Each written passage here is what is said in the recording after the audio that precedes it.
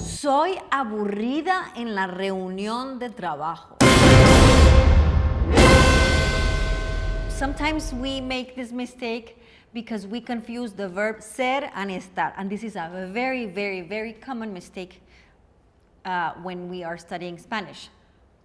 You don't want to say that you are a boring person. You want to say that you are bored. That is why you don't say soy aburrida, but you say estoy aburrida, right? So the correct way to express that you are feeling bored is by saying estoy aburrida and not soy aburrida.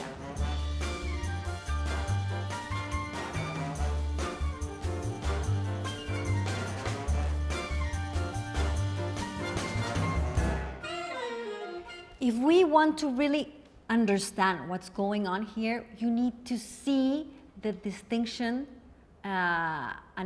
between the verbs ser and estar. We need to go over a little bit over the uses of the verbs ser and estar. So let's remember, the verb to be is ser and estar in Spanish. That means that one verb in English is two verbs. Just translates two different verbs in Spanish, and that leads us to a lot of confusion and mistakes. But I think there's an easy way to remember this. And remember, practice, practice, practice, of course, right? But see this.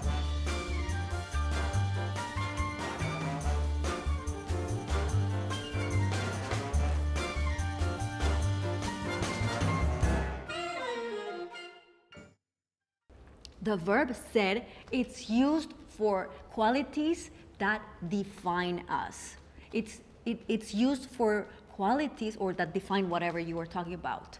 It is used for inherent qualities. So that is why we say, yo soy profesora, profession. This is why we say, yo soy colombiana, origin or nationality. Right? So things that sort of give us definition, even if it's temporary. ¿Sí? Yo soy interesante. That's what I think, right? So this is it's used for characteristics that define you, right? Or whatever you are describing.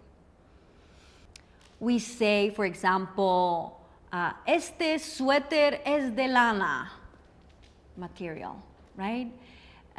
That material defines, it's inherent to the sweater. So that's why we use the verb ser. When do we use the verb estar?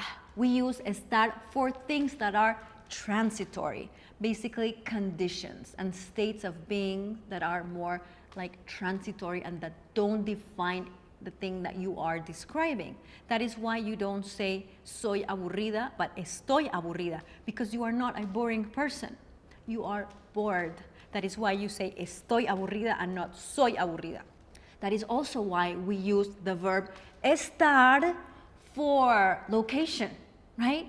We use estar for location because it's like you move, right? The bus moves. This is why we say el bus está en la estación and not el bus es en la estación, because this changes and it's not part of the bus, does not define the bus, right? The location of the bus does not define it. It is transitory, right? So that's why we use estar for location. For example, yo estoy en una casa. Maybe tomorrow I'm gonna be in like, I don't know, a castle or something. Tomorrow, mañana voy a estar en un castillo, right? That changes.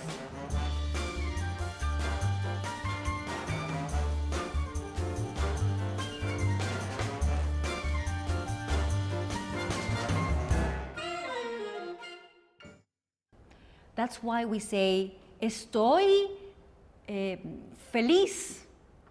You can say estoy feliz now, but you can also say soy feliz, so that doesn't work. That's one of those that you need to remember that work with both. Anyway, but like you can say also estoy enferma. I am not enferma right now, but you can say estoy enferma. That is transitory. That's why you use the verb estar there. And that is why you use estoy aburrida en la reunión de trabajo.